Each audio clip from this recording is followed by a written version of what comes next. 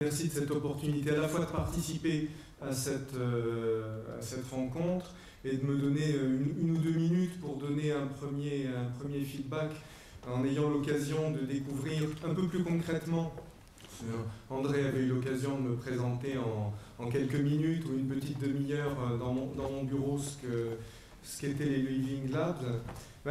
J'ai tendance à dire, et je vais être à la fois rapide et tout à fait complémentaire par rapport à ce qui a été dit par mon collègue du Quai d'Orsay ce matin, c'est qu'on est tout à fait dans une démarche où justement l'idée c'est d'apporter un service aux entreprises, de donner une possibilité de favoriser le partage d'expériences. Et en découvrant ce que sont les Living Labs et ce qu'ils réalisent concrètement, eh bien, je ne peux que me rendre compte que ça va tout à fait dans cette dynamique et que dans le cadre de l'écosystème que l'on essaie de constituer au niveau, très modestement, au niveau du service de coordination à l'intelligence économique, à la fois au travers de la veille stratégique que l'on conduit et de l'accompagnement que l'on fournit aux entreprises, j'aurais tendance à dire que les Living Labs ont toute leur place pour justement contribuer à cette dynamique. Alors, ce que j'ai beaucoup apprécié également ce matin, c'est la diversité des projets, et je comprends que je n'en ai vu qu'une petite partie, la partie émergée, en tout cas la partie présentée de l'iceberg ce matin. Et au travers de ça, c'est tout à fait symbolique de tous les relais de compétitivité que l'on peut trouver, parce que je mentionne la diversité des projets, mais ce qui est également particulièrement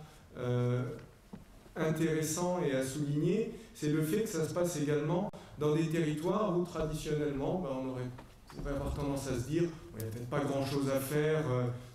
où ce n'est pas forcément lié à des questions de compétitivité. Et effectivement, on se rend compte qu'à côté de grands centres touristiques, il y a des initiatives et du dynamisme. Et dans des territoires d'outre-mer, il y a également ce dynamisme et ces initiatives qui émergent. Donc nous, de notre côté, je vais avoir le plaisir de remonter ces éléments donc chez nous. Et un certain nombre de cabinets ministériels, j'en suis certain, seront tout à fait intéressés par ces éléments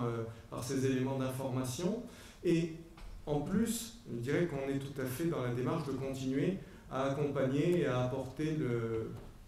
les éléments de mise en réseau que l'on peut face à cette démarche dont, je le répète, on ne peut que se louer du dynamisme et du caractère innovant.